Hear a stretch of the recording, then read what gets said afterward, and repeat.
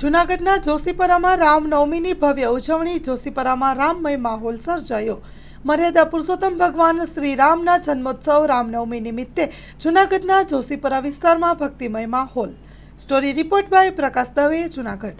આજે આપણા અખિલ બ્રહ્માંડ નાયક ભગવાન શ્રી રાઘવેન્દ્ર સરકાર એટલે પરમાત્મા રામ પરમાત્માનું આજે અવતરણ દિવસ છે.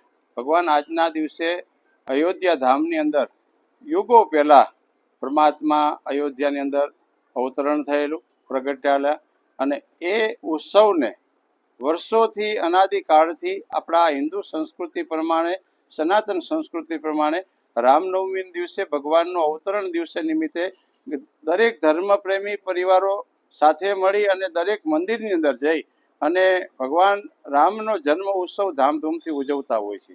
આપણી સનાતન સંસ્કૃતિની અંદર જન્માષ્ટમી હોય, રામનવમી હોય, શિવરાત્રિ હોય, આ બધા આપણા સનાતની ઉત્સવો છે.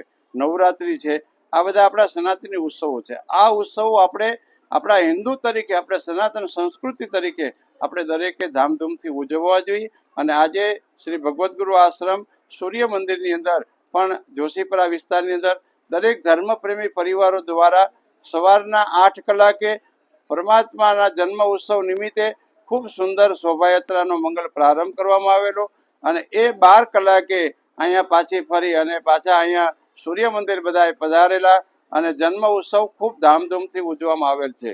દરેક ધર્મપ્રેમી પરિવારને આજે રામ જન્મ મહોત્સવની ખૂબ ખૂબ વધાઈ આપું છું. પરમાત્મા ભગવાન રાઘવેન્દ્ર સરકાર આપને સનાતન સંસ્કૃતિને ઉજાગર કરવા માટે સૌને ખૂબ શક્તિ આપે, ખૂબ પરમાત્મા દરેકને ભક્તિ આપે અને પરિવારની અંદર ખૂબ સુખ શાંતિ આપે એટલી જ પરમાત્માના ચરણો પ્રાર્થના કરું છું. જય સિયારામ, જય ગુરુદેવ.